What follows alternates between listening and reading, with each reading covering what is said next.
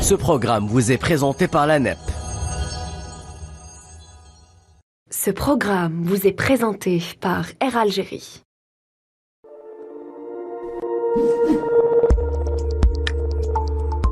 Ce programme vous est présenté par Madar Holding. Le Nomad Fashion, partenaire styliste du programme.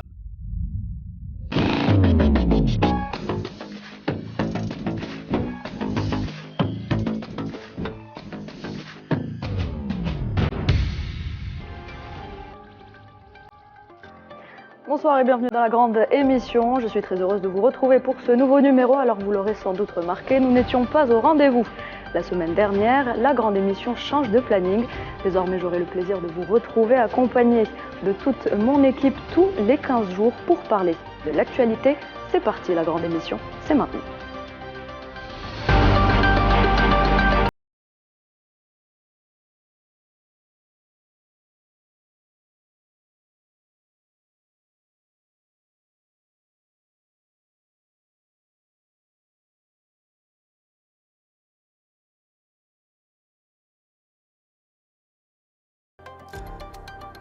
Kamal Bensari est notre invité ce soir. Bonsoir. Bonsoir. Merci d'avoir accepté notre invitation. Vous êtes journaliste, directeur de publication aux Jeunes Indépendants. Merci donc d'être avec nous.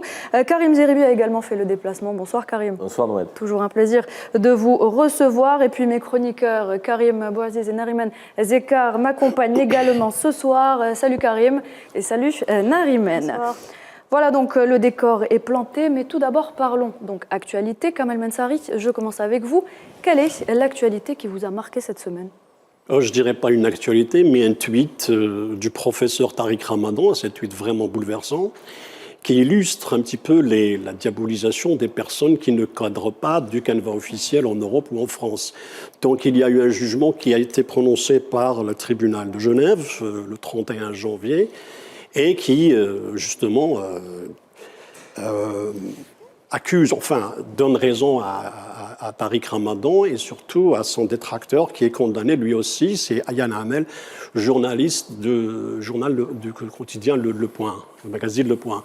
Mais ce n'est pas la condamnation en elle-même qui est intéressante. Ce qui est intéressant, c'est le fait que cette méthode de diabolisation qui constitue une des armes pour démolir des personnes qui ne cadrent pas avec le discours ambiant en France ou en Europe, et qui m'a semblé vraiment bouleversant de par la rhétorique et de par le fait qu'il a fait le générique de ce qu'il a subi comme injustice, et qu'en fin de compte, ce monsieur a été diabolisé et sali sans pour autant qu'il arrive que les médias s'en excusent ou bien remettent en cause se posent des questions sur l'éthique et la déontologie à travers laquelle il donne des leçons aux autres qui ne sont pas européens, sinon occidentaux. Voyez-vous, donc j'ai trouvé vraiment ce tweet très très bouleversant, et ça rappelle un petit peu ce que d'autres personnes ou d'autres personnalités ont subi comme insultes, diatribes ou bien d'invectives, que ce soit dans leur chair, dans leur métier, ou voyez-vous. Donc c'est ça qui m'a vraiment fait marquer cette semaine. Très bien, je trouve que vous faites très bien d'en parler. C'est des sujets qu'on aborde peut-être pas souvent. Karim Zeribi, quelque chose vous a marqué, vous, cette semaine ? Écoutez, moi, l'ancien footballeur que je suis ne peut pas ne pas évoquer la CAN avec la sortie trop rapide de l'équipe nationale algérienne et la déception qui s'était pris de tout un peuple amoureux du football, mais amoureux de l'équipe nationale algérienne. Et c'est vrai que cette déception... Elle nous a frappé très fort sur le coup, mais j'ai envie de dire aussi qu'elle doit pas s'éprendre de nous durablement. Et que derrière cette déception, je veux voir, comme dans la vie en général, des hauts, des bas, des fins de cycle, et la nécessité de repartir en créant une nouvelle dynamique. Et donc moi, derrière cette déception, je veux dire merci à ceux qui nous ont ramené la CAN en 2019 déjà, parce que notre peuple algérien, avec toute la diaspora, a été très fier. Prendre en compte les deux sorties de CAN ensuite et la non-qualification à la Coupe du Monde, mais je veux surtout me projeter. Et si je me projette, je veux dire à ceux qui nous écoutent qu'il faut lever la tête, qu'il faut aller de l'avant, parce que l'Algérie est une nation de football. Et ça, on ne pourra jamais l'enlever à l'Algérie. Les Algériens sont des amoureux de football, il y a des talents extraordinaires, des talents existants et des talents à venir, et il va falloir ouvrir une nouvelle ère. Et cette nouvelle ère, moi je suis convaincu qu'elle apportera des résultats, de la joie, du baume au cœur et de la fierté nationale. Donc derrière cette déception, ne pas baisser la tête, la garder levée et regarder devant avec optimisme. Je pense que le message est passé, Karim Zeribi. Et comme d'habitude, Karim Bouaziz nous a préparé une sélection d'événements à retenir cette semaine. C'est tout de suite dans l'actu à la une.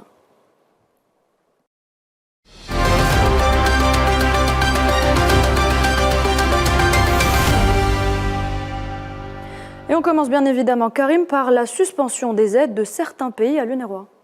En effet, plusieurs pays occidentaux suspendent leur financement à l'UNRWA. L'UNRWA, l'agence des Nations Unies qui s'occupe des réfugiés palestiniens à travers le Moyen-Orient, mais bien entendu au sein des territoires occupés. L'entité sioniste accuse certains employés d'avoir des liens avec le Hamas et surtout ayant participé à l'assaut du 7 octobre. L'accusation de l'entité sioniste a poussé d'autres pays à suspendre leur aide, des gros contributeurs comme les États-Unis, le Canada, l'Australie, et le dernier qu'on n'attendait pas, la France, qui vient compléter cette liste. Alors, l'UNRWA, un mot tout de même, ce sont 2 millions de personnes qui dépendent de l'aide de l'UNRWA, surtout que la famine devient un risque réel au sein de l'entité, au sein des territoires occupés, et surtout que l'hiver cette année est rude, se désole le chef de l'UNRWA, le Belge Philippe Lazzarini. Alors de quoi est accusé l'UNRWA pour que tant de pays suspendent leur aide? On va en parler bien entendu, mais ce qui est intéressant, c'est surtout de parler du moment, à quel moment tombe cette suspension. Eh bien, des pays suspendent leur aide au moment même où la CIJ, la Cour internationale de justice, c'est-à-dire l'NDI, a enjoint l'entité sioniste à prendre des mesures efficaces pour permettre que l'aide pénètre à Gaza, mais aussi de faire en sorte que des conditions soient réunies pour éviter un génocide. Il faut savoir aussi que la CIJ, dans ses travaux, dans ses recherches, dans ses enquêtes, se base exclusivement sur les données de l'UNRWA, que les juges internationaux considèrent comme crédibles, sérieuses et surtout fiables. Et surtout que les accusations dont il est question remontent il y a 4 mois. Et pourquoi les mettre à la lumière du jour que maintenant? Mais qu'est-ce qu'on sait justement de ces accusations, Karim? Alors, ces accusations qui ont poussé les pays occidentaux à suspendre leur aide, c'est un délit grave au niveau du droit humanitaire international. Alors, quelques employés de l'UNRWA auraient conditionnel participé à l'assaut du 7 octobre selon les affirmations, simplement des affirmations, allégations, sans l'ombre d'une preuve des officiels sionistes. Alors il faut le savoir, l'UNRWA emploie 13 000 personnes, dont 99% seraient palestiniens de Gaza. Donc selon les lois de probabilité, c'est un risque réel. L'UNRWA, pourtant, dans un souci d'image et ne pas mettre en péril ses activités, a immédiatement renvoyé ces personnes. Il s'agit de 4 personnes et surtout a demandé une enquête indépendante. Sans attendre, pourtant, les résultats de cette enquête, les États-Unis ont suspendu leur aide. Comment faire une enquête indépendante alors que l'entité sioniste empêche toute personne de pénétrer Gaza? En droit humanitaire, il n'existe pas de culpabilité généralisée. Imaginez-vous que quelques employés de la Croix-Rouge commettaient des délits. Est-ce que pour autant on neutraliserait ou détruirait ou mettrait en cause toute l'organisation et surtout sont l'ombre d'une preuve? Suspendre une aide humanitaire, il faut le savoir, est une violation des conventions de Genève de 1948. Surtout quand on suspend une aide, il faut d'emblée proposer une aide alternative. Alors conclusion, vous me direz, pourquoi on ciblerait l'UNRWA? Eh bien, il apparaît que l'UNRWA est le dernier obstacle du projet sioniste du transfert de population et surtout que l'UNRWA travaille avec acharnement au droit du retour des Palestiniens et sans l'UNRWA également, il n'y a pas de témoins palestiniens sur la barbarie qui se passe actuellement à Gaza. Alors Karim Zeribi, je l'ai dit au départ, la France est un des pays à avoir suspendu l'aide, tandis que l'Espagne ou l'Irlande ont, à contrario, proposé une aide encore plus importante. Est-ce que vous avez un commentaire sur la position de la France? La politique du 2 poids 2 mesures continue, elle se poursuit, plus que jamais. On a des pays qui fournissent des armes à Israël pour aller bombarder, tuer des populations civiles palestiniennes. On a des puissances occidentales qui ne pipent pas mot sur la décision de la Cour internationale de justice. On ne les entend pas. Aucune mesure de coercition, aucune mesure forte pour dire à Israël qu'il fallait mettre un terme à cette politique d'éradication du peuple palestinien. Et par ailleurs, lorsqu'il y a une information qui sort indiquant que 12 personnes sur 30 000, ce que vous l'avez dit, Karim, il y en a 13 000 qui interviennent sur Gaza et la Cisjordanie, mais c'est 30 000 personnes, l'UNRWA, sur 30 000 personnes, on en a 12 qui sont suspectées d'avoir participé au 7 octobre. Qu'est-ce qu'a fait l'UNRWA? Tout de suite, a suspendu ces personnes-là, a pris des mesures, a lancé des investigations pour que toute la lumière soit faite. Donc on ne peut pas dire que l'UNRWA, cette agence qui travaille sur les réfugiés palestiniens, est masquée quoi que ce soit. Ils veulent faire la lumière. Pour autant, pendant ce temps-là, on suspend les aides, et on suspend les aides qui vont pénaliser qui? Les réfugiés palestiniens, une fois de plus. Donc ça veut dire qu'on rajoute de la misère à la misère, de la détresse à la détresse, et j'ai envie de dire du massacre à l'encontre de ce peuple palestinien. Moi, je suis assez scandalisé qu'on ait une capacité de réaction très rapide, alors qu'à peine une enquête est lancée, sans en avoir le résultat. Et de l'autre côté, on a une Cour internationale de justice qui statue sur le génocide en cours, le risque de génocide en cours, c'est étayé, il y a des avocats, il y a des éléments, il y a des preuves. Et là, aucune réaction. Oui, ce deux poids deux mesures est insupportable. Il saute aux yeux, il crève le cœur, et il nous rend encore plus insupportable, j'avais dire, ce que veulent impulser les grandes nations et les puissances occidentales sur la planète. C'est une forme d'injustice permanente. Injustice permanente. C'est insupportable. Kamal Moussali, peut-être. Oui, d'abord, il faudrait rappeler que cette affaire est montée comment? Donc, il y a une enquête du Shin Bet. Ils ont obtenu des aveux de prisonniers palestiniens. Donc, les aveux d'un prisonnier ne peuvent pas être valables devant n'importe quelle juridiction. Donc, nous sommes face à une puissance coloniale qui accuse sans preuve, et on ne connaît même pas les noms de ceux qui ont fait des aveux. Donc, c'est des prisonniers enlevés de force. Donc, ce ne sont pas des gens qui se sont rendus pour faire des aveux. Donc, il y a cette première lecture à faire et cette constatation à faire. La seconde est que l'UNRWA fait partie, doit concrétiser, ou ça sera le raccourci, sinon l'intermédiaire qui devrait faire exécuter, appliquer les résolutions, les recommandations de la Cour internationale de justice, parce que l'accès des aides doit passer par l'UNRWA. Donc finalement, Israël joue à contrario de cette décision. Elle fait tout pour la saborder et non pas la concrétiser. L'UNRWA est née de quoi? Elle est née de la résolution 181 et 242 qui exigent des Nations Unies, qui exigent le retour des réfugiés. C'est-à-dire que Israël, au lieu de travailler, de reconnaître et d'aller vers l'application de cette décision de la Cour internationale de justice, il y en a 6 au total, donc elle fait quoi? Elle est en train de la saboter, créer ce qu'on appelle un écran de fumée et faire diversion. Donc, personne ne connaît qui a fait ces aveux, personne ne sait qui sont les véritables coupables, même s'il y a 12 noms qui ont été lancés, ils ont été mesures conservatoires et non pas un licenciement. Donc l'UNRWA a fait en sorte pour voir est-ce que c'est vrai ou pas. Donc on oublie les 30 000 employés. Il faut savoir aussi que l'UNRWA, ce n'est pas simplement des aides humanitaires. Donc, elle assure, elle a construit des écoles, c'est elle qui éduque, parce que le droit des réfugiés, il a droit à l'éducation, il a droit aux soins, elle a construit des hôpitaux légers, et elle a droit à la nourriture. Donc, il y a ces principes de base que Israël veut interdire, ce qui signifie qu'elle revient encore une fois vers cette mentalité, enfin, cette politique de génocide. Affamer un peuple, en plus de le tuer, de l'exterminer, et c'est ça le but. Donc, au lieu d'appliquer les résolutions, les recommandations de la CIJ, elle fait quoi? Elle est en train de justement de saborder cette initiative.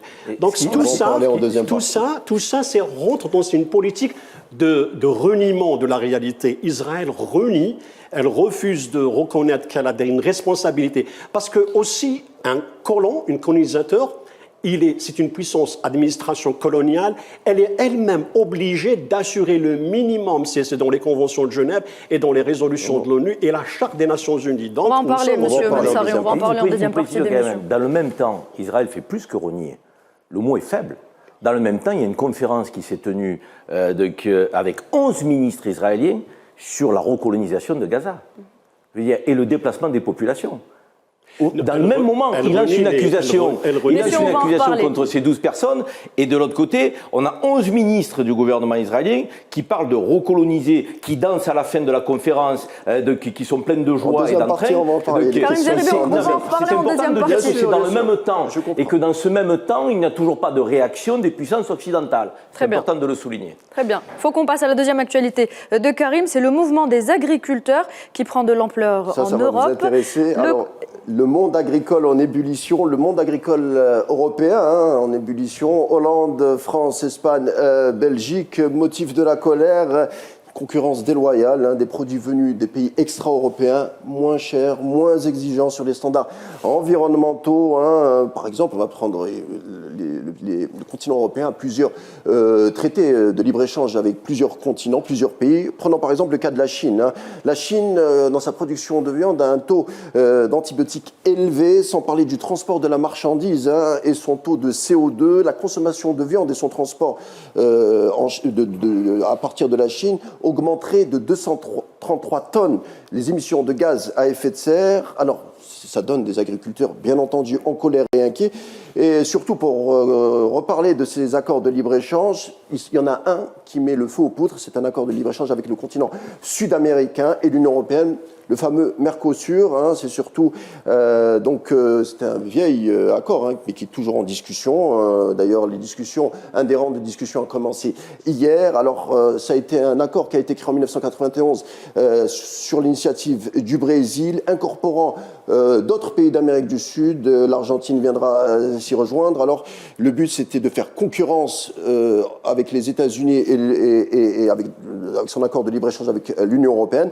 Alors, de quoi il s'agit précisément? Eh bien, tout bonnement, on ouvrirait aux Européens les marchés publics d'Amérique du Sud et faciliterait l'exportation de certains biens. En échange de quoi? Eh bien, les pays européens devraient ou devront ouvrir leur marché à certains produits agricoles sud-américains. Sauf que ça pose problème. En quoi, justement, Karim, est-ce que ces produits posent problème? Alors, deux exemples, rapidement. L'Argentine, par exemple. L'Argentine s'est construite autour de la production du bovin. Quelques chiffres. L'Argentine, c'est 54 millions de têtes de bovins et une production de blé qui représente 20 millions de tonnes. Le Brésil, par exemple, c'est premier producteur de café, premier producteur de soja, deuxième producteur également de viande. C'est un gros producteur également de viande. Eh bien, ces produits viendraient inonder les marchés européens et joueraient donc à la baisse sur les productions européennes. Et surtout, il y a un autre aspect, l'aspect environnemental. Ces produits ne respectent pas les standards environnementaux de l'Europe. On connaît l'usage abusif du Roundup, ce fameux produit qui pose problème et qui a été créé et produit par la société Monsanto. On connaît aussi l'Argentine, sa production de blé transgénique. Il y a aussi la méthode d'aspiration technique, et aussi il y a cette course au gigantisme. C'est-à-dire que, le paradoxe est là, Bruxelles accepte que le commerce ne respecte pas les échanges anti-environnementaux, mais d'un côté, cela donne du poids au libre-échange. Donc, est-ce que les paysans ont raison de faire ce type de manifestation ou ces coups de force? Alors, Karim Zeribi, une question. Sur les bancs des accusés, c'est quoi? C'est Bruxelles, c'est l'euro, c'est le libre-échange, c'est les gouvernements européens qui n'arrivent pas peut-être à donner des aides suffisantes pour accompagner les paysans. Qu'est-ce que vous en pensez? La problématique, elle est double. D'abord, il y a une crise de modèle sur la stratégie agricole européenne. Vous l'avez dit, vous avez beaucoup insisté là-dessus. L'Europe n'est pas très claire sur le modèle agricole européen. La preuve en est, on a même des pays au sein de l'Union européenne qui n'ont pas les mêmes règles. Donc ça veut dire qu'on n'a pas un problème seulement avec les autres continents, on a un problème aussi intra-européens entre pays de l'Union européenne qui ne sont pas sur les mêmes normes sociales et environnementales. Je prends l'Espagne par exemple, ils ont une utilisation de pesticides pour les fruits et légumes qui sont interdits aux agriculteurs français. Donc ça veut dire que les agriculteurs français ne sont pas dans une compétition loyale avec leurs voisins espagnols. Sur la volaille et le poulet polonais, donc c'est un poulet qui est javellisé, donc là aussi on a l'utilisation de produits qui sont interdits pour les éleveurs français. Donc ça veut dire qu'avant d'avoir un problème avec les autres autres continents, on a quand même un problème déjà intra-européen sur le modèle agricole européen. Il n'y a pas de modèle agricole européen. Donc ça, c'est le premier sujet. Deuxième sujet, c'est un problème aussi de pouvoir d'achat, de pouvoir vivre dignement de son travail. Moi, je le dis à ceux qui nous écoutent aujourd'hui, un agriculteur français travaille 70 à 80 heures par semaine. Et il y en a 20% qui vivent en dessous du seuil de pauvreté. Tous les 2 jours, il y a un agriculteur français qui se suicide. Je ne sais pas si on se rend compte.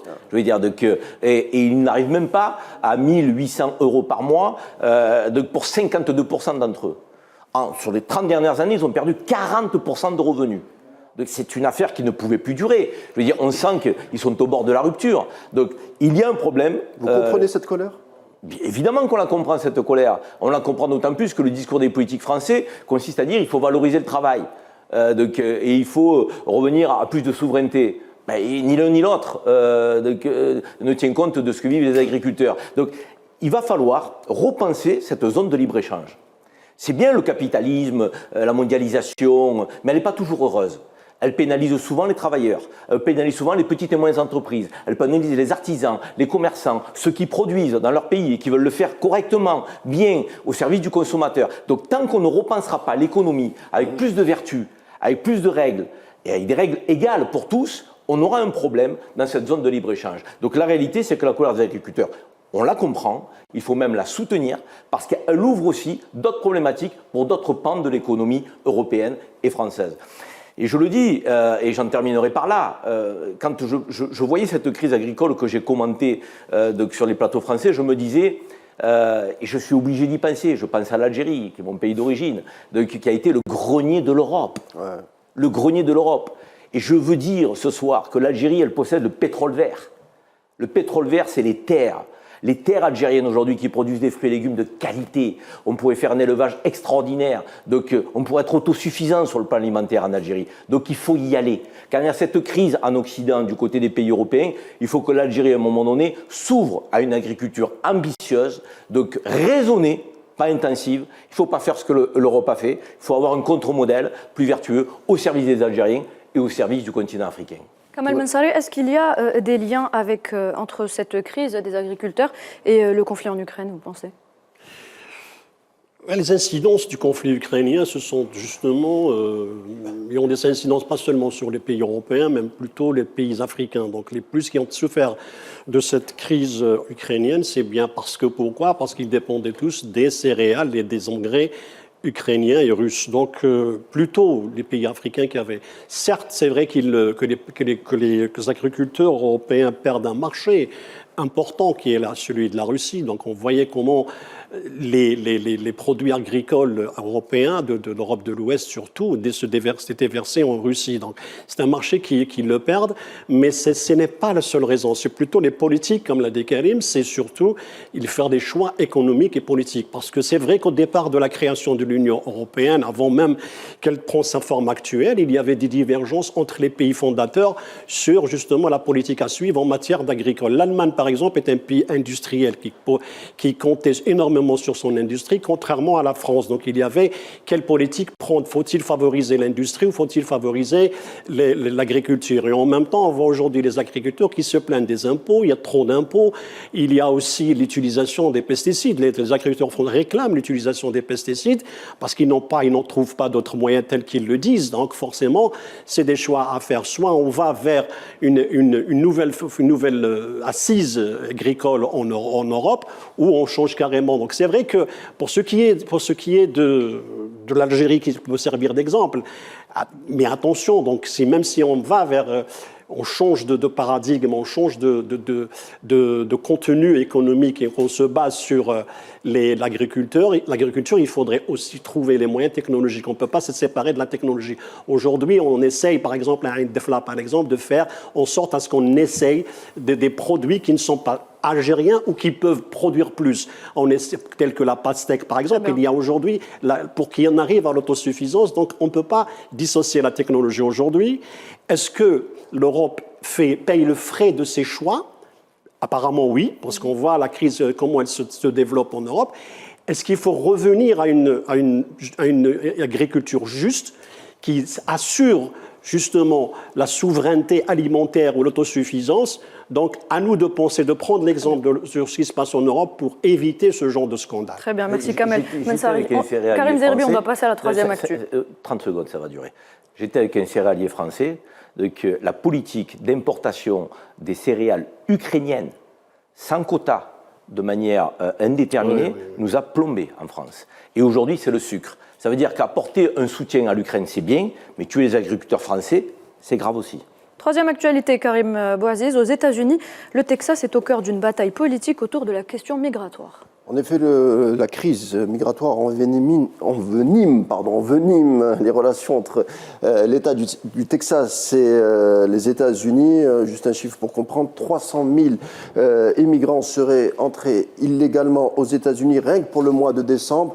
En une année, c'est 2,5 millions de personnes qui auraient traversé la frontière, données selon la police des frontières. Donc on voit des frontières débordées. Il y a le Texas, l'Arizona, la Californie, mais également le Nouveau-Mexique. Donc, pour enrayer ce phénomène, un homme va jusqu'à défier Washington, proposant ses propres mesures. Il s'agit de Greg Abbott, gouverneur du Texas, qu'on devrait voir à l'écran, qui a décidé de mettre des barbelés à la frontière et d'envoyer ainsi sa garde nationale. C'est une police presque privée qui obéit au gouverneur seulement. Illégale, ce sont des mesures illégales selon la Cour suprême des États-Unis, car c'est aux agents fédéraux de sécuriser la frontière des États-Unis selon la Constitution américaine. Faux, rétorque Abbott. Il invoque une clause d'invasion selon la même Constitution. Vous voyez, il y a deux lectures différentes de la Constitution, puisque selon la même Constitution, article 1, un gouverneur peut prendre toutes les mesures s'il considère que son État est ciblé par une invasion. Donc vous voyez, je le répète, j'insiste, il y a deux lectures de la Constitution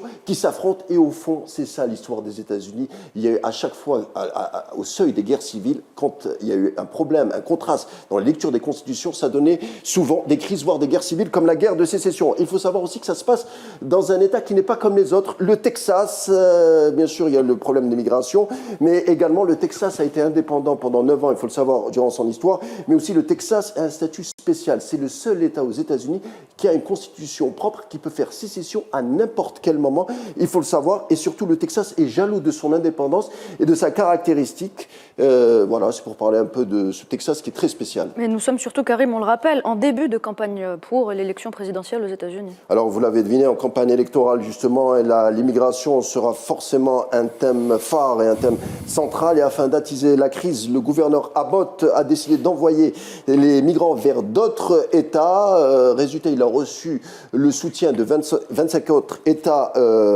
républicains. Alors, pourquoi est-ce j'ai évoqué tout à l'heure le spectre de la guerre de sécession? Eh bien, aux États-Unis, il faut savoir que c'est un phénomène, ce spectre inquiète encore, puisqu'on assiste de plus en plus à une Amérique qui se divise, aux antipodes. Il y a deux sociétés aux antipodes complètement différentes qui est apparu, surtout avec le phénomène de Trump, qui a été un des symptômes, avec d'un côté peut-être les mondialistes et d'un autre l'American First, campé par Trump, mais aussi du côté démocrate par un certain Robert Kennedy Jr. Alors on le voit plus, et ça inquiète. Aux États-Unis, il y a deux pays, deux paradigmes qui s'opposent autour de l'interprétation de la Constitution et dont l'immigration est un des symptômes. Karim Zeribi, quand on voit les différents États américains, il y a 50 États, 50 plutôt politiques différentes, il y a des divisions au niveau des ethnies. Est-ce qu'on ne va pas plus vers l'État désuni des Amériques ? Ceux qui connaissent l'Amérique, moi j'ai souvent visité les États-Unis, fait des voyages d'études. Vous passez d'un État à l'autre, vous avez l'impression qu'il n'y a aucune règle commune et qu'on ne sommes pas dans le même pays. Je veux dire, les cultures sont différentes. Donc, alors, si on part en New York et le Texas, je veux dire, on a l'impression qu'on est sur deux continents différents. La réalité, c'est que ce que vivent les États-Unis avec le Guatemala, le Salvador, le Honduras, le Mexique, c'est ce que l'Europe vit avec l'Afrique. Et je pense que créer des forteresses et se barricader ne répondra pas à la problématique. C'est une erreur que de le penser. C'est gérer l'immédiateté, c'est faire du populisme, c'est donner l'impression qu'on va régler le problème. Ils ne le régleront pas. La preuve, ça fait des décennies qu'ils mettent des barbelés, vous l'avez dit, ils ont une garde nationale au Texas, Trump a fait un mur, et ça continue effectivement, les flux arrivent. La réalité, c'est que si on ne met pas en place une politique de coopération et de développement pour freiner l'immigration, rien ne s'arrangera. Et c'est exactement pareil avec le continent africain donc versus l'Union européenne. Je veux dire, encore une fois, mettre des barrières, des gardes-frontières, des murs. Les gens passeront. Les gens fuiront la misère, les gens fuiront les guerres, les gens fuiront la détresse. Donc plutôt faire en sorte donc, de ne pas exploiter, quand on est une puissance, des pays qui sont en voie de développement, mais les aider à se développer. On connaît l'adage, plutôt que de donner du poisson, on va apprendre à pêcher. Donc, et derrière, ces pays-là auront un avenir, auront des perspectives pour leur jeunesse. Et leur jeunesse ne quitteront plus leur pays. On ne quitte jamais son pays de gaieté de cœur. C'est ce que les Occidentaux doivent comprendre. Si on quitte son pays, c'est qu'on a un problème profond. Je veux dire, tout le monde est attaché à sa terre d'origine. C'est une violence de quitter son pays. C'est une violence, c'est un déchirement. Vous avez raison de le souligner. Et souvent, on le fuit pour fuir, je dirais, le pire. Et pour éviter ça, il faut faire en sorte qu'il y ait des perspectives d'avenir. Donc, je trouve que le Texas, avec ses populistes Trump et consorts, font une erreur d'analyse cruciale. Mais on le sait, vous l'avez dit, ils gèrent quoi? Ils gèrent l'élection qui aura lieu dans quelques mois. Kamel Mansaray, on peut parler de crise institutionnelle aux États-Unis? Dans la chronique de Karim, il y a deux éléments fondateurs. D'abord, c'est vrai qu'il y a une fracture au sein des États-Unis qui s'est justement manifestée au lendemain des élections de 2020. Donc le 6 janvier, ce qui s'est produit le 6 janvier au Capitole, à Washington, c'est symptomatique de ce déchirement et cette fracture, et je pense que c'est la plus grave crise de l'histoire que traversent les États-Unis. Aujourd'hui, il y a deux Amériques. On a vu comment, pour la première fois de l'histoire, dans les élections de 2001, il y avait 72 millions d'un côté et 72 millions et quelques miettes de l'autre. Donc on est face à deux Amériques qui s'affrontent et qui sont inconciliables. Donc nous l'avons vu à travers les prises de position, à travers les déclarations, le fait qu'un président, pour la première fois de l'histoire, accuse l'administration, accuse la justice, accuse l'administration électorale qu'il y a eu une fraude. Donc nous sommes entrés dans une sorte de... Trump a fait en sorte à ce qu'il militarise d'abord, à ce qu'il crée une sorte de grande méfiance et de rupture entre toute une population et l'administration. Donc il y a deux fronts qui s'affrontent. Franchement, c'est du jamais vu, et ça se renseigne sur l'avenir des États-Unis, cette Amérique qui va de clivage en clivage, d'affrontement en affrontement, et le risque de guerre civile. Ce n'est pas moi qui le dis, c'est aussi la Rand Corporation, qui est l'une des plus importantes organisations, ONG, qui recrute 1500 experts qui travaillent dans le monde, des consultants, et qui mettent en garde contre le risque de fracture et de recours à la guerre civile, comme il l'a dit, peut-être pas dans l'immédiat, mais le risque est là. Ça, c'est sur le côté interne. Pour ce qui est de la question de l'immigration et cette politique facile, comment dirais-je, de facilité d'aller construire des barrières. Il faudrait aussi revenir à l'histoire des États-Unis. L'histoire des États-Unis en Amérique latine, elle a été basée sur l'ingérence. Depuis 1870, à Cuba, au Panama, donc les États-Unis ont utilisé la force. Et en plus, ils ont eux-mêmes créé des crises. On rappellera ce qui s'est passé au Chili en 1973, au Guatemala, au Panama. Donc les États-Unis ont été les acteurs premiers de la misère en Amérique latine, comme ils ont été ici en Afrique, les pays colonisateurs comme la France, etc. Donc, on crée une condition intenable. Les gens, les habitants, les populations, que ce soit en Afrique ou en Amérique latine, vivent la même tragédie, celle de la misère causée par les colons ou par les interférences étrangères, comme ça a été le cas en Amérique latine. Donc, ce point-là, il faudrait le discuter et revenir et dire et cibler le véritable coupable. La misère qui pousse les gens à partir de leur pays, qui l'a provoqué. Et pourtant, on sait pertinemment que les Américains, enfin les Amériques latines ou en Afrique, on essaye d'avoir des initiatives souveraines et essayer de s'en sortir à travers des initiatives. On voit un petit peu comme en Afrique, on a essayé le NEPAD pour trouver une façon de coopérer avec l'Europe et l'Occident pour éviter qu'il y ait cette tragédie d'émigration qui tue des milliers de gens en Méditerranée ou bien dans le désert. Donc c'est le même cas en Amérique latine. Il faut cibler et déterminer la cause avant de parler des conséquences. Très bien, merci Kamel Mansaray, merci à vous tous. On doit clore l'actu à la une pour le moment. Place tout de suite au débat.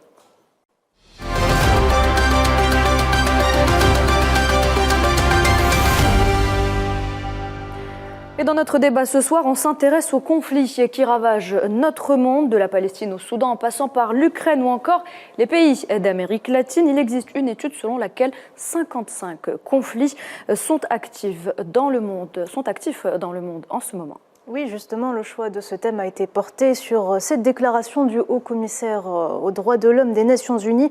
Selon Volker Turk, un quart de l'humanité est pris dans 55 conflits mondiaux actifs et les risques de déstabilisation de la paix et de la sécurité globale n'ont jamais été aussi élevés. Alors j'ai fait un petit tour très rapide de ces conflits pour planter le décor avant d'entamer notre débat.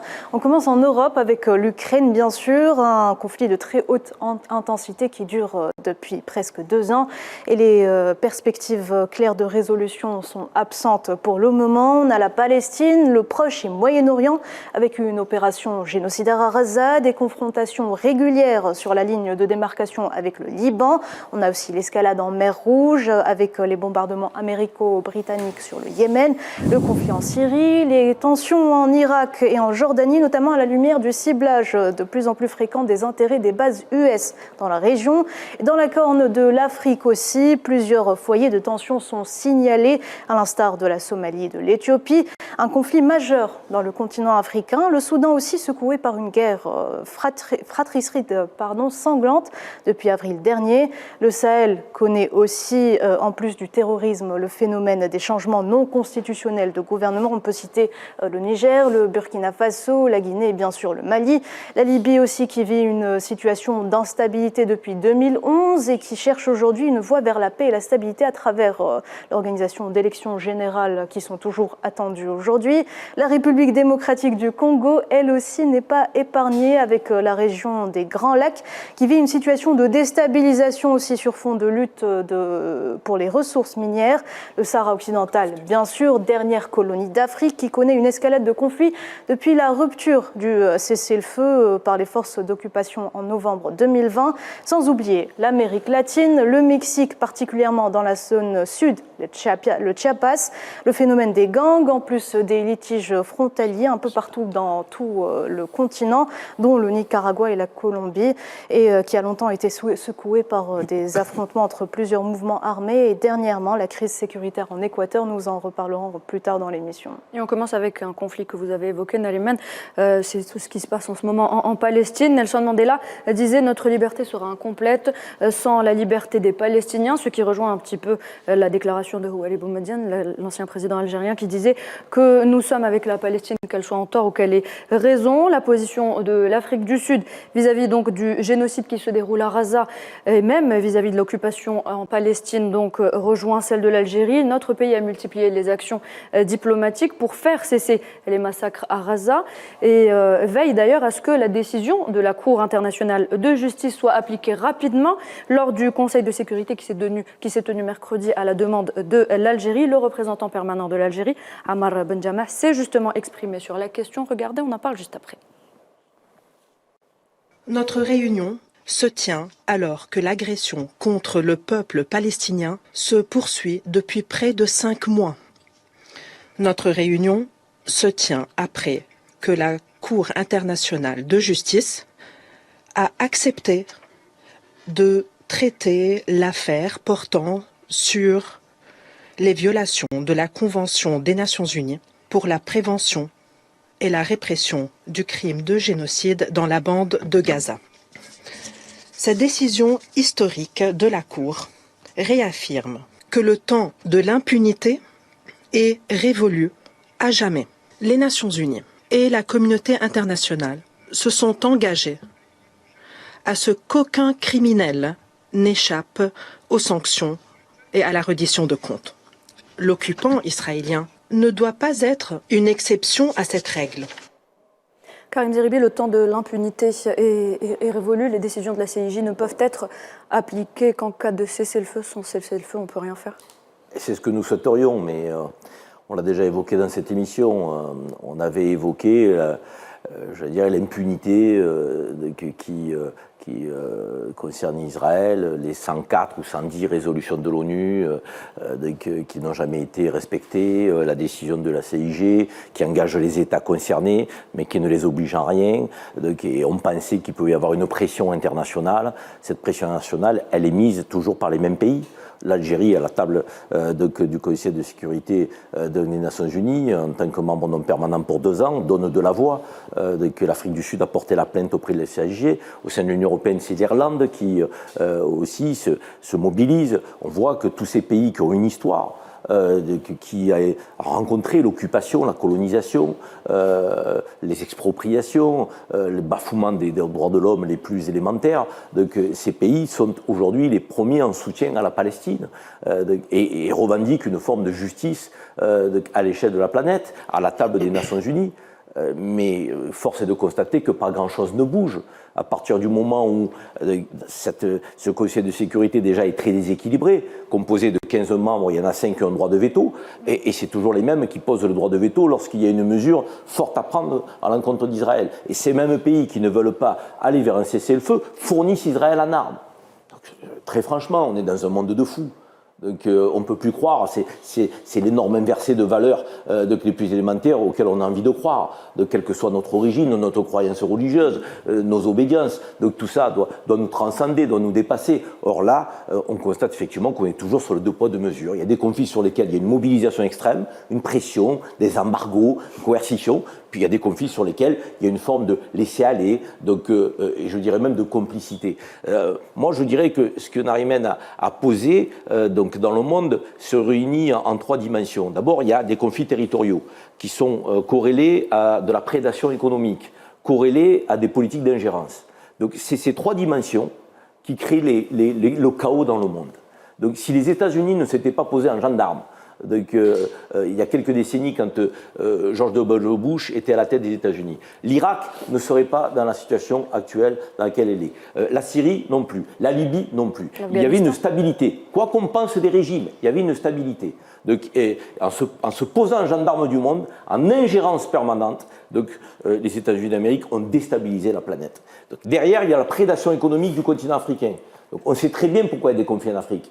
Le continent africain est un des continents les plus riches parce qu'il a naturellement. Donc on crée des conflits, on exploite, les populations, on tire les richesses. Et puis derrière, il y a les conflits territoriaux. Et les conflits territoriaux, il faut les appeler par leur nom. C'est des politiques de colonisation qui sont menées.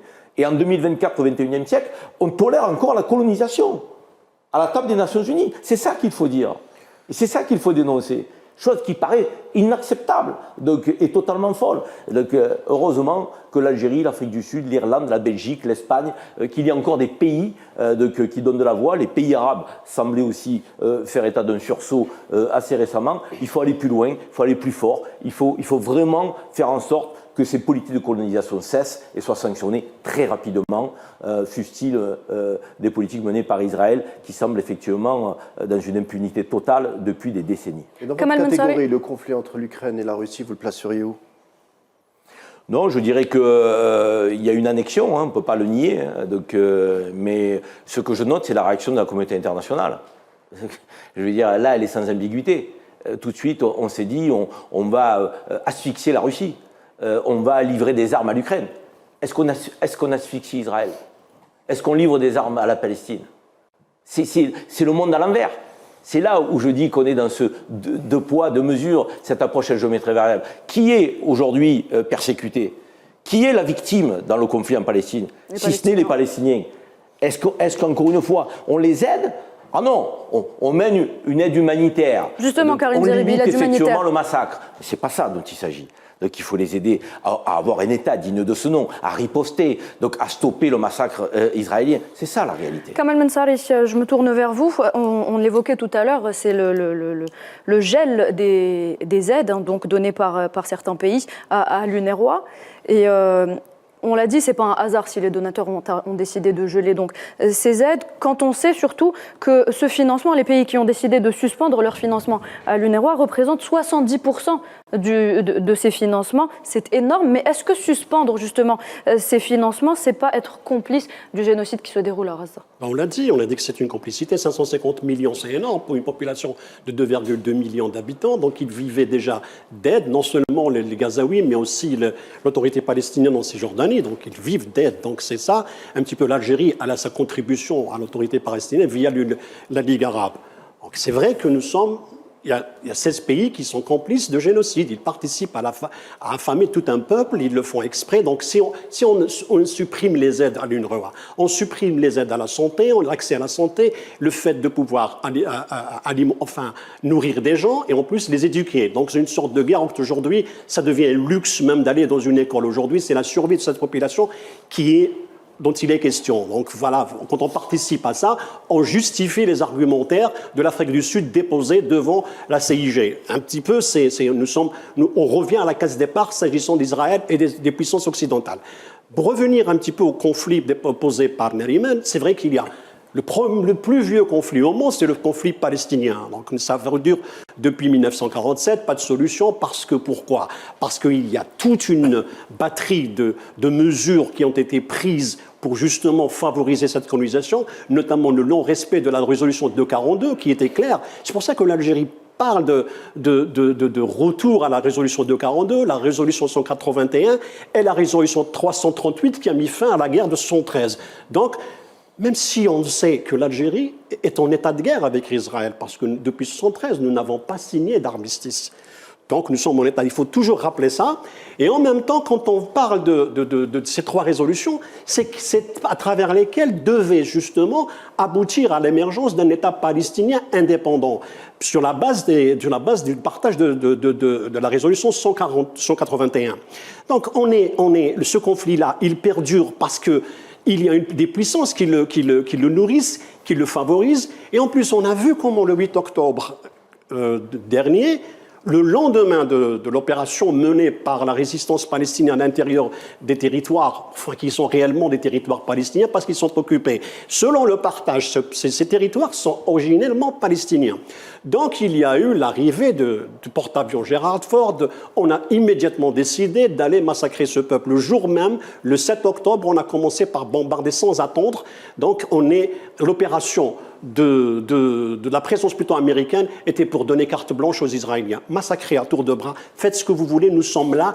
Et en même temps, ils ont menacé les autres pays, du moment le Liban, mais Kamal Mensari, est-ce que vous pensez que les efforts... Je termine juste ma phrase. Donc, il y a toute une réalité qui est posée depuis des années. Et le seul responsable de cette réalité, ce sont les puissances, notamment les États-Unis. Est-ce que vous pensez justement que les efforts diplomatiques fournis par l'Afrique du Sud et l'Algérie vont aider quand même à sortir de cette situation? Il y a d'abord une réalité à laquelle il faut évoquer.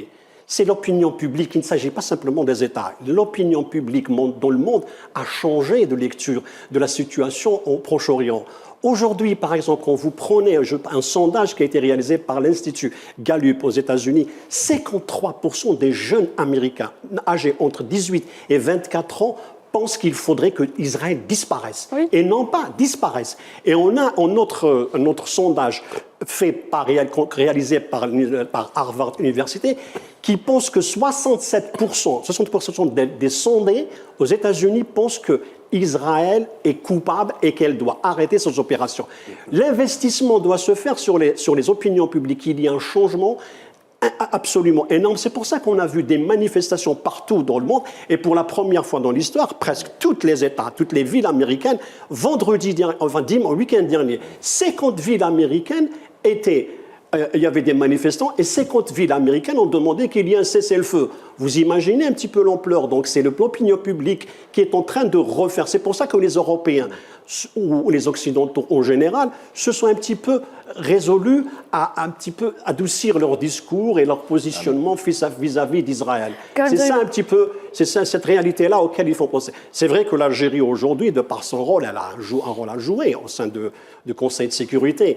Et l'Algérie qui n'a jamais eu des prétentions territoriales, que ce soit, ou d'ambition quelconque sur n'importe quel autre pays, peut donner justement crédit à sa diplomatie en insistant pour que les résolutions, les 6 points recommandations de la CIJ soient appliquées. Et je pense qu'elle a le temps, c'est vrai que le temps presse pour les Palestiniens, mais elle a le temps pour justement faire pression à chaque fois en ayant le recours aux pays qui pensent, parce qu'il ne faut pas oublier qu'il y a 193 pays, à part un, au sein de l'Assemblée générale, qui ont voté pour qu'il y ait un cessez-le-feu. Ils ont condamné l'action israélienne. Karim Zeribi, il y a des risques d'escalade, hein, on le note dans la région, avec notamment, il y a eu récemment le ciblage d'une base américaine en Jordanie, il y a eu également des bombardements sur le Yémen. Qu'est-ce qu'on peut dire de ce risque d'escalade? Est-ce que ça ne risque pas d'aller encore plus loin? Il y a toujours ce risque d'embrasement, effectivement, régional. Moi, ce que je voudrais dire, c'est que les opinions, évidemment, qui sont en décalage avec les gouvernants, mais est-ce que ça suffit? Non. La réponse est non. Je veux dire, dès qu'on voit bien les limites, il y a une élection américaine. Excusez-moi, vous avez envie de choisir qui entre Joe Biden et Trump concernant la problématique israélo-palestinienne? Aucun des deux. Personne. Aucun des deux. Aucun des deux, malgré les sondages, malgré ce que peut penser la jeunesse américaine, ne propose une alternative qui va nous amener vers la paix, vers un État palestinien, vers un arrêt des bombardements et des massacres. Aucun des deux. Et si je prends l'Union européenne, la voix de l'Espagne, je le disais, de la Belgique et de l'Irlande, est largement insuffisante. Je veux dire, ces pays-là ne pèsent pas assez sur les 27. Et on voit bien Ursula von der Leyen, la commissaire européenne, qui apporte un soutien inconditionnel à Israël, toujours et encore, au moment où nous parlons. Et moi, j'en ai assez d'entendre parler, j'allais dire, de la capacité qu'on doit se donner à limiter le massacre. C'est pas limiter le massacre qu'on doit faire. C'est l'arrêter complètement. Je veux dire, l'agence qui aide les réfugiés palestiniens, je veux dire, c'est fou qu'on en soit à se dire, est-ce qu'on la finance, est-ce qu'on la finance pas? Mais c'est pas ça le vrai cœur du sujet. Le vrai cœur du sujet, c'est qu'il faut qu'on arrête de massacrer ce peuple. Mais Karim, je veux dire, et pas qu'on réfléchisse à la manière dont on peut l'aider. Ce n'est pas simplement depuis le 7 octobre que le peuple palestinien subit ces massacres, ça dure depuis 1947. Oui, et le plus grave encore, c'est qu'on est en train de poser la problématique palestinienne sur le Hamas, c'est-à-dire le danger, c'est Hamas, si on occulte la véritable réalité. Écoutez, par exemple, c'est vrai que la CIJ, elle a essayé de condamner, d'examiner la requête sud-africaine sur la base du génocide. Mais il y a un crime qui n'est pas cité. Lorsqu'on revient au procès de Nuremberg en 1946, lorsque les régimes pour juger le régime nazi, qu'est-ce qu'on a jugé? On a jugé les crimes de masse et le génocide. Quand vous êtes d'un génocide, vous exterminez une population, elle disparaît, c'est bon. Mais le crime des crimes, la matrice de tous les crimes, c'est le colonialisme, c'est l'occupation. C'est ce que a subi l'Algérie depuis 132 ans.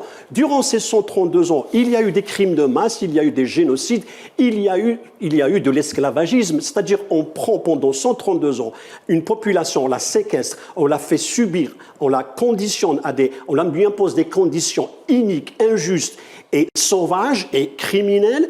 C'est cela qu'il faut juger, non seulement le génocide, mais le crime des crimes, la matrice de crime qui n'a pas encore été définie par les juristes, c'est le colonialisme. C'est-à-dire, on doit justement parler de colonialisme et non pas rester sur des questions périphériques ou un des segments du colonialisme qui est le massacre ou les assassinats ou les déplacements de masse. Donc il faudrait revenir à la question de libération de la Palestine tout entière et non pas simplement Gaza. Et concernant, un dernier mot, on l'a dit souvent dans cette émission, je pense qu'il faut le redire lors de chaque émission, il y a des juifs dans le monde qui s'opposent à la politique qui est menée. Il y a des Israéliens qui s'opposent à la politique qui est menée par ce gouvernement d'extrême droite, ce gouvernement criminel. Donc il faut le dire. Ça veut dire que ça n'est pas la guerre de civilisation, ça n'est pas une guerre de religion, contrairement là où on veut nous emmener. Il y a un véritable aujourd'hui projet qui est le Grand Israël, qui consiste à chasser les Palestiniens de leur terre, à les exterminer complètement, Karim Zeribi. Et il est là le vrai sujet. Et le Grand Israël est religieux. C'est le Grand Israël. Le Grand Israël est religieux, c'est pas politique. Oui, mais le Grand Israël est religieux, mais il n'est pas contre les musulmans en particulier, puisque tu as des juifs qui sont contre le Grand Israël. Donc ça n'est pas une guerre de religion. Il faut sortir effectivement de cet enfermement dans lequel vous nous menez. Non, c'est une vision, c'est une vision talmudique, il faut lire le Talmud, sur celui de... Vous ne comprenez pas... Vous ne comprenez pas que... Et là, vous alimentez effectivement la thèse des extrémistes israéliens qui veulent nous amener vers une confrontation religieuse. il y a au sein de la communauté juive des gens qui sont contre ce dessein. Oui. Ça veut dire que ça n'est pas une volonté commune à tous les juifs. Très bien, messieurs, on doit passer. Très bien, messieurs, on va maintenant parler de la région du Sahel, qui est également devenue un foyer de tension qui s'étend jusqu'à la Corne de l'Afrique. La situation au Soudan en est le parfait exemple, sans parler de la tension entre l'Éthiopie et le Somaliland. Le président soudanais a d'ailleurs pointé du doigt le rôle des Émirats arabes unis dans la déstabilisation de son pays. Kamal Mensarib, comment peut-on interpréter cette déclaration ? Pardon. Le président soudanais a pointé du doigt le rôle des Émirats arabes unis dans tout ce qui se passe dans son pays, dans la déstabilisation de son parce pays. Que la question du Soudan, elle a commencé bien avant la crise actuelle, c'est-à-dire pas avant 2021. Donc on est face à un pays qui a d'abord été soumis depuis 2005 à des sanctions uniques de l'Occident, les États-Unis. Ils ont été renouvelés l'année dernière, donc pour une année de plus. Donc le pays est déjà dans une misère et dans une crise économique et sociale énorme. C'est vrai qu'il y a eu une tentative, qu'il y a eu la révolution qui a fait tomber Omar al-Bashir en 2019, suivie d'une tentative de faire en sorte qu'il y ait une transition politique pour remettre le pouvoir aux civils. Aujourd'hui, cette crise cette guerre civile qui éclate encore une fois, parce que le pays a vécu d'énormes guerres civiles de par son histoire, celle qui a fini par la scission du Sud. Aujourd'hui, c'est vrai qu'il y a des interférences et non pas seulement les Émiratis. Il y a aussi les Russes. Il y a des intérêts qui convergent. Il y a aussi d'autres pays. Il y a la Grande-Bretagne. Israël garde un œil sur le Soudan parce que pourquoi ? Les Soudanais, à un moment donné, Al-Burhan avait effectivement évoqué la possibilité de faire une normalisation Israël, surtout après qu'il y a eu la participation des troupes soudanaises au sein de l'alliance qui a combattu les Houthis au Yémen. Donc nous sommes dans une configuration où il y a plusieurs acteurs. Aujourd'hui, il y a eu le Quad qui a essayé, c'est-à-dire que c'est quoi le Quad ? Il y a l'Arabie Saoudite, les États-Unis, l'Angleterre et les Émirats pour essayer de régler. Donc ces gens-là qui sont partie prenante du conflit ne peuvent pas en même temps régler une situation dont ils sont partie prenante. Donc ça les décrédibilise et ça fait en sorte à ce que ce pays-là tombe entre les mains des forces étrangères. On a aujourd'hui un problème qui se pose au Soudan, le plus important, celui des 7 millions d'habitants qui ont été déplacés sur une population de 45 millions. Donc c'est énorme. Justement, donc la capitale. Parler de ces répercussions humanitaires. Absolument. Donc les répercussions sont énormes. Et en plus, les acteurs, il y a tellement de richesses en Soudan. dont j'ai eu le plaisir de visiter en 2006. C'est un pays où il y a énormément de richesses, donc surtout les pâturages. On a aussi Bahar al-Ghazal, ou la région de l'Fachel, qui est très riche. Le Darfour, c'est une province très riche. Il y a aussi le pétrole. Même les Qataris et les Saoudiens ont acheté des terres, des concessions, parce que la terre est prête à donner, à peut devenir elle-même le grenier de l'Afrique. Donc on fait en sorte tout ça, ça attire les convoitises. Donc il n'y a pas simplement les Émiratis, c'est vrai qu'ils alimentent, que ce soit au Sahel, en Libye, ou même ils l'ont fait en Syrie, ou au Soudan, ils alimentent parce qu'ils financent des groupes armés. Le RSF, les forces d'intervention rapide dirigées par Hamidati, sont à l'origine des milices janjaouides, et puis il les a formés comme Hamidati possède une mine d'or, il est riche et tout, donc il a créé cette milice-là. C'est pour ça que lorsqu'il y a eu le devoir de transition, l'obligation d'aller vers la transition, il fallait unifier l'armée. C'est le même problème qui se pose en Libye. La réunification de l'armée en Libye pose problème. Le même scénario se répète au Soudan. Il fallait intégrer les milices au sein de l'armée. Donc Hamidati a demandé 10 ans. Borhan, qui est le souverain, il est reconnu par la communauté internationale comme étant le véritable interlocuteur. Donc, il a parlé de 2 ans. Donc, lui, il voulait, parce que intégrer l'armée, ce signifie qu'il perd tout pouvoir et que les forces vont se dissoudre. Et c'est à ce moment-là qu'il y a eu cette fracture au mois d'avril dernier. Très bien, Kamal Mensari. Nariman, vous vouliez revenir sur les conséquences humanitaires. Oui, sur quelques chiffres des conséquences humanitaires en ce qui concerne le Soudan. En particulier, les déplacés. Il faut savoir que le Tchad compte aujourd'hui, selon l'ONU, plus d'1 million de réfugiés soudanais sur son territoire, ce qui en fait aujourd'hui le pays hôte de l'une des populations de réfugiés les plus importantes sur tout le continent africain. Et il y a aussi l'Égypte voisine qui a accueilli plus de 300 000 réfugiés soudanais, ce qui constitue un problème pour l'État égyptien. Une situation analogue qui pourrait aussi avoir lieu au Sahel, notamment suite au désengagement unilatéral du processus de paix et de réconciliation au Mali. Pour en parler. Justement, le Mali, on en parle avec vous, Karim Zeribi. Depuis le départ des forces françaises, comme la nature a horreur du vide, des parties tiers sont venues occuper le terrain, que ce soit dans la région du Sahel. On l'a vu, il y a eu des soubresauts aussi au Mali. Peut-on faire des liens entre ce qui se passe dans la région, très stratégique, et est-ce qu'on peut le faire, ce lien ? On peut faire des liens dans la mesure où si on a une doctrine qui est la suivante, elle peut s'appliquer partout. Contre les politiques d'ingérence, pour la médiation et la réconciliation des factions internes à la nation qui se déchire. Et je crois que ça, c'est la ligne de la politique algérienne.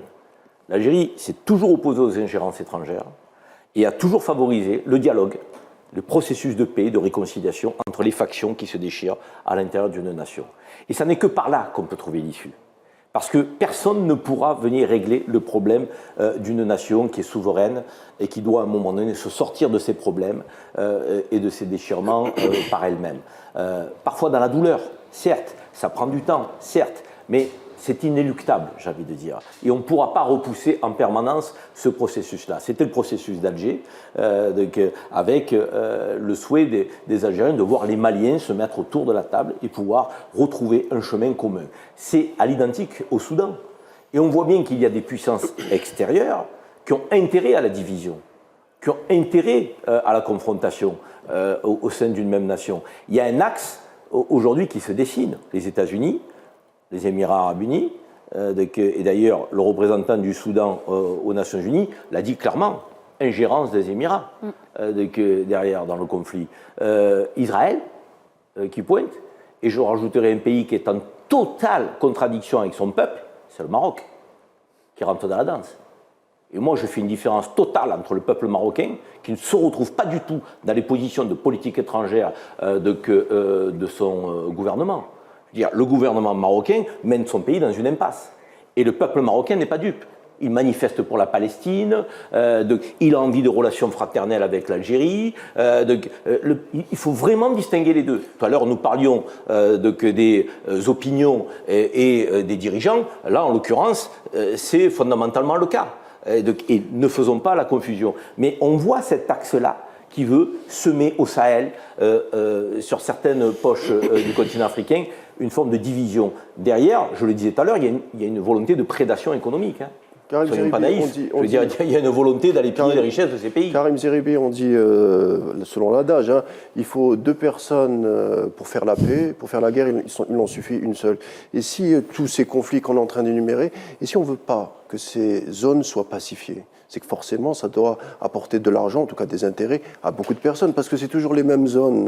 Moi, je me rappelle, il y a 10 ans, 15 ans, le Soudan était problématique, Moyen-Orient aussi, je suis sûr que l'année prochaine, ça va être à peu près les mêmes pays. Donc forcément, il y a des intérêts et c'est en train d'alimenter beaucoup de personnes. Je terminais mon propos sur la prédation économique, ça ne vous a pas échappé, en disant, et je le disais tout à l'heure quand Nariman nous posait les conflits dans le monde, 3 problématiques, problématique territoriale, problématique d'ingérence, problématique économique.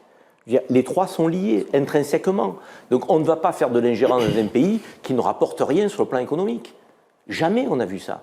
Donc on va dans un pays pour aller piller ses richesses, pour aller poser une base arrière militaire d'intervention rapide, mais c'est une force d'occupation qui n'est pas là par hasard.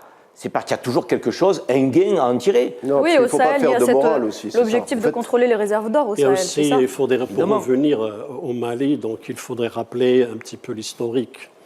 C'est vrai que le Mali a vécu pendant des années de l'instabilité, notamment à partir de 2012, après le départ d'Ibeka, donc on est face à un pays instable. Donc, de par sa instabilité, il devient vulnérable. parce que le pouvoir en place cherche des protections ou cherche à trouver des alliances qui le maintiennent au pouvoir. Ce qui s'est produit ces dernières années, en fonction des derniers mois surtout, au Mali, au Burkina Faso et au Niger, c'est qu'il y a eu des coups d'État, il faudrait rappeler, qui sont dénoncés par l'Union africaine et partout dans le monde. Donc, nous sommes avec des régimes qui ont pris le pouvoir par la force.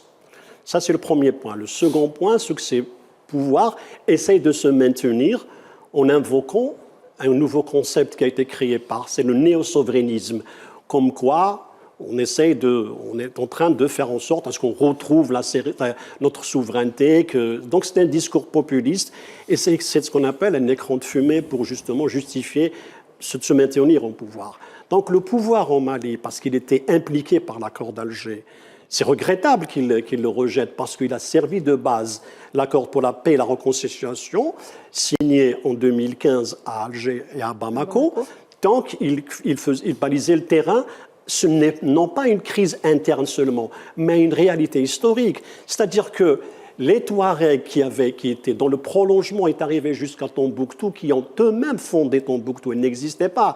Parce que l'empire du Mali, ou le Mali géographiquement, n'arrivait pas à Tombouctou, il s'est arrêté à Tombouctou, sinon dans la ville de Djenné, parce qu'il y a une mosquée qui a été construite, qui a fait en sorte, devenue une sorte de pôle économique et culturel. Donc Tombouctou était là. Donc la crise qui perdure depuis les années 60, parce que Tombouctou ne s'est pas intégré au Mali jusqu'en 1960. Donc il y a un problème déjà ethnique, donc réalité ethnique qui se pose depuis des siècles et depuis 1960. Je voudrais vous poser une petite question avant de vous laisser continuer. Est-ce que ce retrait unilatéral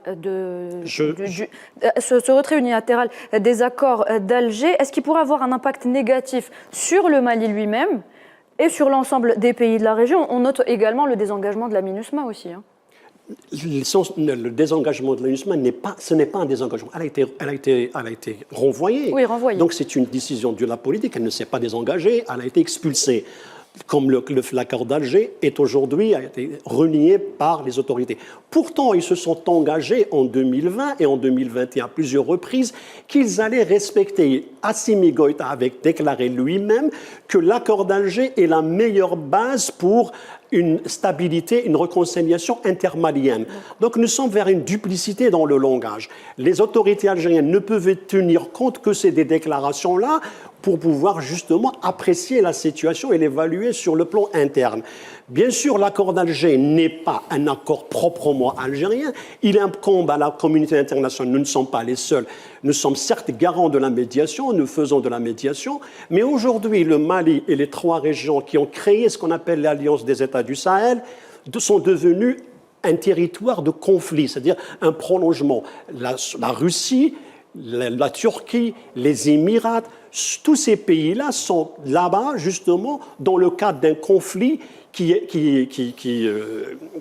dans lequel s'affrontent les puissances occidentales et, justement, la Russie. La Russie qui avait des problèmes économiques, notamment surtout la question de l'or, parce que les avoirs russes ont été gelés par Bruxelles.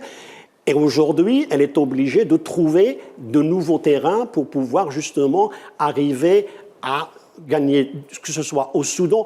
Il y a une société russe au Soudan, il ne faut pas le cacher, donc Meor, qui appartenait à la structure Am Investment. La même société travaille aussi au Mali. Mais pour ne pas un petit peu être juste avec les Russes, donc ce n'est pas simplement que les Russes qui sont là-bas, il y a des sociétés françaises qui sont là-bas. Donc Areva est toujours au Niger, donc elle travaille, elle pille les richesses du Niger. Donc c'est un terrain de conflit créé justement pour des affrontements entre des pays occidentaux et la Russie, par exemple, et en plus, on a les Émirats, comme je l'ai cité. Donc, c'est un terrain de conflit et d'affrontement. Vous rejoignez là, maintenant, est-ce que les accords d'Alger vont donner donner des conséquences à la région, vont avoir des répercussions sur la région. Bien sûr, d'abord le premier, il ne faut pas oublier qu'il y a 80 000 réfugiés maliens qui sont entrés en Algérie ces dernières semaines. On a un problème d'immigration, donc un problème de stabilité. La question des 3 frontières n'est pas encore sécurisée. Mais Kamal Mansari, on rappelle tout de même que le dialogue n'est pas rompu, les canaux diplomatiques ont été ouverts et l'Algérie dit se tenir à la disposition de toutes les parties maliennes, on le rappelle. Ce dialogue est nécessaire pour empêcher une dégradation, Karim Zeribi, de la situation sécuritaire déjà très fragile dans la région. Elle est très fragile, je pense que malheureusement elle le sera de plus en plus. On a d'un côté des puissances occidentales et asiatiques qui veulent se partager les richesses. Il y a une forme de présence, d'exploitation par la prédation économique. Et de l'autre côté, on voit que ces pays sont ceux qui sont les pourvoyeurs de migrants vers le continent européen. C'est tout ce paradoxe quand même qui interroge. Je veux dire, des pays qui voudraient freiner les migrations sont ceux qui vont exploiter ces 10 pays sans pour autant les développer ou faire en sorte que ces populations puissent trouver un avenir chez elles. C'est évidemment un non-sens, mais c'est la mondialisation que nous avons mis en œuvre dans la compétition aujourd'hui de ce monde multipolaire où on a des forces en présence, la Chine, la Russie, les États-Unis, que l'Union européenne, qui viennent exploiter le continent africain. Est-ce qu'on risque de voir plus de groupes terroristes émerger ? Pardon ? Est-ce qu'on risque de voir plus de groupes terroristes émerger dans la région ? C'est un terrain qui est propice à l'émergence de ces groupes. Il y a plusieurs formations évidemment. Militaires, paramilitaires, non étatiques qui participent à cette déstabilisation justement de la région. Le chaos le terrorisme sera l'un des grands problèmes. L'un des grands problèmes sera le terrorisme et l'immigration clandestine, parce que les Européens s'inquiètent de la situation au Sahel, parce qu'elle a des répercussions sur l'immigration. Donc il y aura plus de risques d'immigrants vers l'Europe, et en plus la question ce sont des étendues qui sont des no man's land, qui ne peuvent pas être... Comment ça s'est passé en 2013 en Algérie, lorsqu'il y a eu l'affaire de Guettegen-Tourin? C'est parce que des terroristes ont été armés en Libye, sont entrés par la Libye, ils sont passés par le Mali pour entrer en Algérie. Donc c'est impossible de contrôler toute une région, et c'est vrai qu'elle reste propice au Tchad, la région des Trois Lacs, la frontière entre le Tchad, le sud du Tchad, qui a un territoire avec le Nigeria, aussi est toujours une région instable. On a vu comment Boko Haram agit toujours là-bas. Donc il y a des groupes terroristes qui sont toujours actifs dans la région. Il ne faut pas croire que parce qu'il y a eu une confrontation entre le gouvernement, l'armée malienne et les rebelles Touareg à Kidal que ça va finir. Non, ce n'est qu'un aspect de la crise. Il y a un autre aspect qui est l'autre servant. Et c'est avec cet aspect qu'on va terminer le débat. Allez-y. Oui, absolument. Donc le terrorisme reste, donc c'est pas fini. Très bien, merci Kamal Mansari, merci à tous. C'était un débat très riche, mais malheureusement on doit clore donc le débat. On revient tout de suite.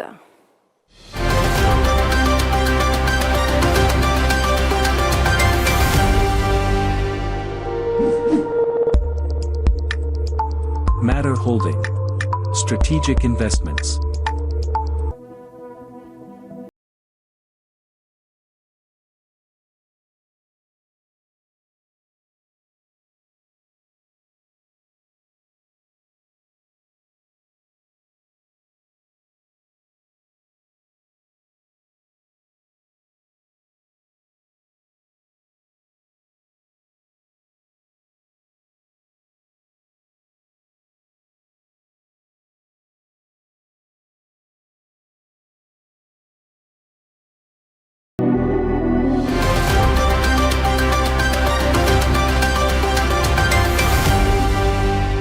Pour regarder la grande émission, bienvenue à vous. Si vous venez de nous rejoindre, place tout de suite à la séquence média.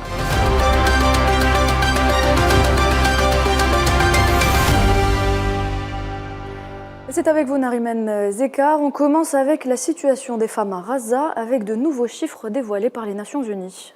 Oui, cela fait 5 mois depuis le début du génocide à Gaza, 5 mois durant lesquels les bombardements sont quotidiens, 5 mois sans eau, sans électricité, sans nourriture et sans produits d'hygiène de base. Résultat, si les Palestiniens ne meurent pas tués par les bombardements sionistes, ils succombent à leurs blessures par manque de soins ou alors sont vite rattrapés par les maladies, le froid et la faim. Dans ce chaos à ciel ouvert, les personnes les plus touchées restent les femmes et les enfants. Selon l'Organisation mondiale de la santé, 70% des martyrs sont des femmes, sont des enfants et des femmes.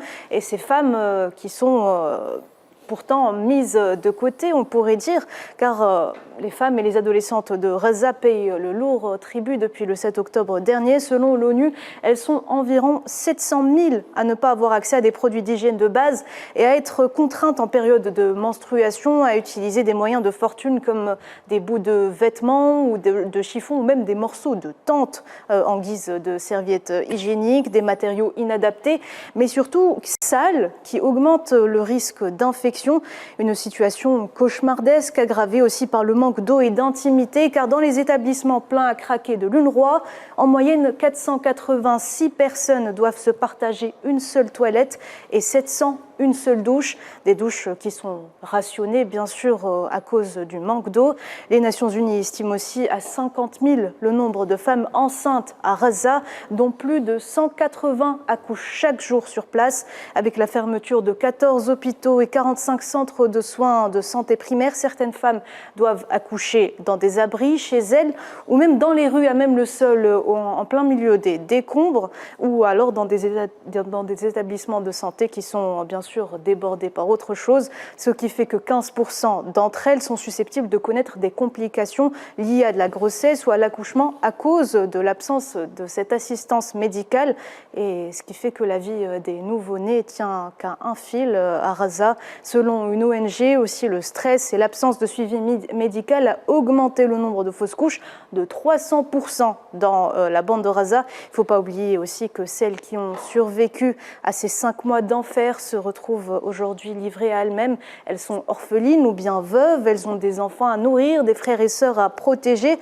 ou alors pour une grande partie, elles se retrouvent seules et sont obligées d'avancer, de trouver un abri sans même avoir le temps de faire le deuil de toute une vie qui a été arrachée, qui a basculé à jamais. Karim Zeribi, c'est un véritable enfer, Nariman le décrit, hein. C'est un enfer, et avec tout ça, toujours pas de cessez-le-feu. Comme vous venez de le dire, je pense que ce qui vient d'être évoqué, c'est la définition de l'enfer, de l'inhumanité. On parle des morts, on parle des blessés, on ne parle pas de la famine, des épidémies, de ces conditions de vie qui sont totalement inhumaines, inconcevables. Quand j'entends cette énumération, je me dis, mais si ça se passait sur le territoire européen, comment le monde réagirait? Je pense que ça ne durerait pas 48 heures.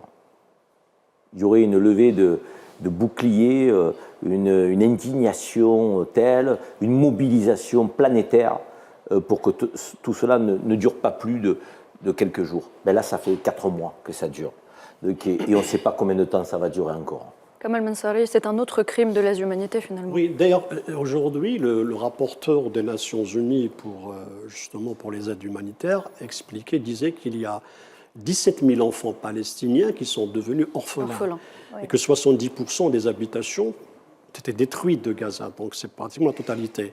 Et qu'en plus, il y a 51 000 femmes qui sont enceintes, qui doivent accoucher incessamment. Donc les conditions, c'est-à-dire que la femme, elle paye le plus. Pourquoi il y a beaucoup de femmes et d'enfants tués? Parce que lorsqu'il y a des bombardements, les femmes sont dans les maisons, donc elles ne sont pas dehors. Donc la plupart des femmes, pour ça les femmes meurent plus parce qu'elles sont dans les maisons toute la journée. Donc voyez-vous, donc elles sont des cibles faciles et les Israéliens le savent.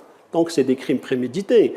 Ils ne peuvent pas ignorer cela, c'est une réalité, c'est un terrain qu'ils connaissent la densité des habitations. Donc, à Gaza, vous jetez un petit obus, il tue, donc, parce que tellement c'est dense et tellement que sur 2,2 millions d'habitants sur 360 km², c'est vraiment, quand on tire, c'est presque comme au bowling, voyez-vous, donc on touche des cibles n'importe comment. Donc, c'est pour cela qu'il y a aujourd'hui cette question des femmes et des enfants, elle est posée par l'UNICEF. C'est pour ça que le secrétaire général de l'ONU a été premier à dénoncer justement les crimes commis contre les civils.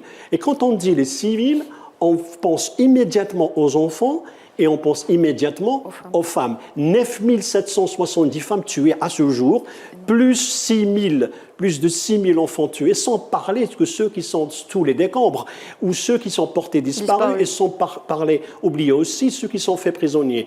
Et cette situation est aussi vécue en Cisjordanie, où il y a 6 640 prisonniers qui ont été faits depuis le 7 octobre, dont tué milliers de femmes. Donc vous voyez, donc, c'est quoi le but? Le but, c'est de priver les Palestiniens de démographie, c'est-à-dire empêcher les Palestiniens d'avoir des enfants. Empêcher qu'il y ait des enfants palestiniens qui naissent. C'est pour ça qu'on est dans cette logique de génocide. Le génocide, il n'a pas la forme de tuer des gens, mais de se projeter dans l'avenir par la faim, par les bombardements et par justement la privation des soins de santé. Messieurs, il nous reste que 5 minutes. Karim Zeribi, rapidement. Comment un peuple descendant de la Shoah peut faire vivre ça aux Palestiniens? Eh bien, c'est la question. Moi, c'est la question que je me pose tous les jours. Comment ils peuvent faire vivre cette ignominie, cette horreur, alors qu'eux-mêmes, par leur descendance, ils ont vécu des choses horribles. Et toute rationalité voudrait qu'on se dise, comment voulez-vous que les Palestiniens, ces enfants qui vont grandir, puissent imaginer une paix possible? Deuxième information, Nariman, cette nouvelle mise à jour dans les affaires de plainte déposées par Karim Benzema. Oui, alors c'est une info qui a fait énormément de bruit ces dernières semaines. Karim Benzema a finalement décidé de porter plainte contre le ministre de l'Intérieur français pour diffamation. Souvenez-vous, c'était en octobre dernier, Gérald Darmanin avait affirmé sans aucun fondement que le joueur était en lien notoire avec les frères musulmans. Regardez. Quelques semaines, je m'intéresse particulièrement, M. Benzema est en lien, on le sait tous, notoire avec les frères musulmans. Nous attaquons à une hydre qui sont les frères musulmans parce qu'ils donnent un djihadisme d'atmosphère, comme le disait Gilles Kepel. Donc voilà, par intermédiaire de son avocat, Karim Benzema se dit victime d'une instrumentalisation politique. Il dénonce les propos du ministre de l'Intérieur qui portent, je cite, atteinte à son honneur et l'accuse de vouer aux gémonies pour des liens inexistants avec l'organisation des frères musulmans. Pour rappel, il avait seulement posté ce message, un message de soutien aux victimes civiles de Gaza, un message qui n'a pas plu. D'ailleurs, dans une autre interview, Gérald Darmanin avait déclaré ne pas avoir l'intention de retirer ses propos seulement si le Ballon d'Or 2022 tweetait en solidarité avec l'entité sioniste. Là, on est clairement face à une espèce de chantage que certains qualifient d'islamophobie de la part du ministre de l'Intérieur. Et d'ailleurs, l'avocat du joueur n'a pas hésité à réprimander Gérald Darmanin, l'accusant de semer la division dans la société française, tout le contraire de ce à quoi doit œuvrer un homme qui se dit responsable politique, responsable de Premier ministre français. Et l'affaire sera jugée donc par la Cour de justice de la République, la seule juridiction qui est habilitée à juger des membres du gouvernement. Et certains aussi ne peuvent pas s'empêcher de courir après la polémique. C'est le cas d'Éric Zemmour, qui est pas passé par 4 chemins, qui a fait un lien direct entre l'ancien attaquant du Real Madrid et la mort de Dominique Bernard et Samuel Paty. Regardez cet extrait. Karim Benzema est un islamiste pour vous? Pour moi, Karim Benzema est un islamiste. Je ne sais pas ce que c'est qu'un islamiste. Moi, ce que je sais, c'est que c'est un musulman qui veut appliquer la charia et que la charia prévoit le djihad et que le djihad, ça veut dire tuer Dominique Bernard, ça veut dire tuer Samuel Paty. Vous faites un lien entre Karim Benzema, qui a ses opinions, qui peuvent être contestées, contestables, on peut être d'accord, pas d'accord, et l'assassin du professeur de français. Vous faites un lien entre les deux? Absolument. Je fais un lien direct. Bon, moi, je n'émettrai pas de commentaires à propos de ces propos absurdes. Je vous laisse juger, Karim Zeribi, c'est mieux. Vous me laissez juger. Moi, je me suis prononcé très clairement en défense de Karim Benzema. Il a raison de porter plainte lorsque ses propos ont été tenus à son encontre au cœur de l'actualité française. Je me suis opposé au fou furieux que vous venez de passer à l'écran, dont je ne dirai pas le nom, qui confond musulmans, islamistes, terroristes. Vous vous rendez compte qu'on a ce genre de personnalités qui sont candidats à la présidentielle en France? Mais vous voyez le niveau politique. Éric Zemmour, on peut le qualifier d'islamophobe chronique. Évidemment, je veux dire, c'est intrinsèque à sa personnalité. France 2, c'est une chaîne publique. Comment se fait qu'on le laisse dire ça comme ça tranquillement et c'est pas la première fois. Vous voulez qu'on fasse quoi? Vous voulez qu'il lui saute dessus et qu'il le bâillonne? Non, il y a de la loi, il y a la loi, c'est du racisme. La loi, c'est du racisme. Que les musulmans s'organisent et la saisissent, la loi. Chaque fois en France qu'il y a une attaque contre les musulmans doivent aussi réagir. il faut cesser de se poser en victime. Non, mais je parle de la loi. Donc, oui, mais justement, la loi, chacun est capable de s'en saisir. Si un musulman avait dit ça sur les juifs, la communauté juive aurait saisi la loi, cher ami. Oui, la loi. Ben oui. Non, c'est les propos de Gérald Darmanin, c'est bien plus pire, Karim Zeribi. En ce qui concerne Gérald Darmanin, c'est pire. Vous m'amenez sur deux terrains différents. La loi. Là, il y a une justice qui doit être saisie. Elle peut être saisie par tout un chacun. Et j'estime, moi, que lorsque la communauté juive est attaquée, elle riposte. Lorsque la communauté musulmane est attaquée, Karim Zeribi, vous savez comment ça se passe. Vous trouvez qu'ils ne sont pas solidaires, en fait, entre eux, c'est ça? Vous trouvez que la communauté musulmane n'est pas solidaire? La communauté musulmane, elle pourrait le faire par le biais de la Grande Mosquée de Paris, par exemple. Karim Zeribi, vous savez comment ça se passe. Karim, s'il vous plaît, laissez-moi terminer. Le Conseil audiovisuel peut se saisir de la loi quand il y a des propos sur une chaîne publique qui sont déclinés. C'est ça la question que je me pose. Vous avez terminé? Non, mais répondez-moi surtout. L'ARCOM a mis des amendes, a condamné, a sanctionné. L'ARCOM fait son job. Et n'attendons pas tout de l'ARCOM. Nous sommes des citoyens à part entière, éclairés, ou alors nous sommes des pauvres victimes qui devons subir toute notre vie. C'est un autre débat. Non, c'est le vrai débat. Et le cœur du débat, c'est qu'aujourd'hui, à chaque propos islamophobe, il faut saisir la justice. Parce que c'est inacceptable. Et il y a des politiques français qui aiment dire l'antisémitisme est contraire à la République. L'islamophobie est contraire à la République. Très bien, on termine avec ça. Karim Zeribi. Désolé, Kamel Mensari, on arrive.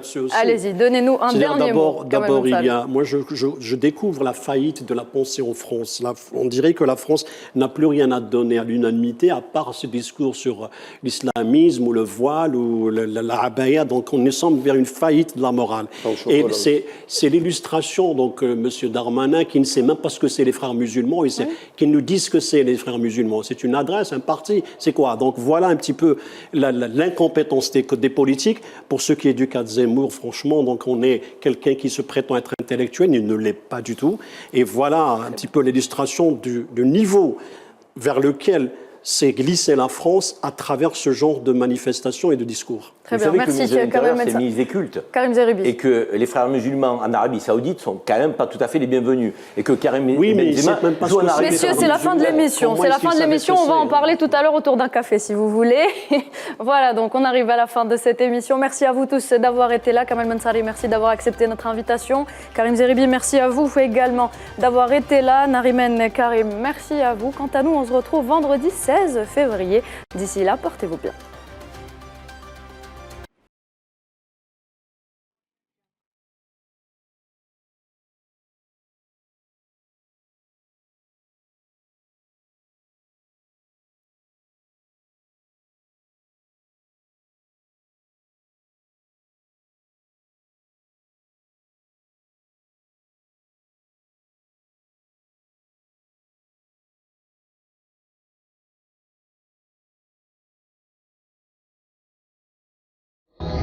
Ce programme vous a été présenté par l'ANEP. Ce programme vous a été présenté par Air Algérie.